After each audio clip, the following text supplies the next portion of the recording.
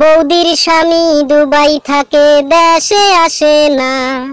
আর এই ভাবনায় রাতে আমার ঘুমায় আসে না। আর কতকাল থাকবো আমি বৌদির অপেক্ষায়, সেই ভাবনায় ভাবতে ভাবতে বয়স আমার যায়। বৌদি, ও বৌদি রে তুই অপরাধী রে, আমার কষ্টে টাকার সায়া ব্লাউজ দে ফেরাইয়া দে। আমার টাকার সাথে মজা করার অধিকার দিল কে? বৌদি তুই বড় অপরাধী, তোর ক্ষমা নাই রে রে রে রে রে রে রে রে রে রে রে রে রে রে রে রে রে।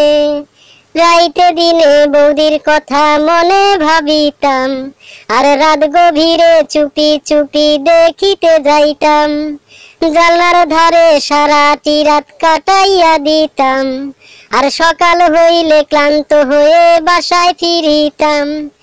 রাস্তায় ধইরা মফিজ চাচাই আমারে বুঝায়, বয়সটা তোর বিয়া করার পরকিয়া নয়।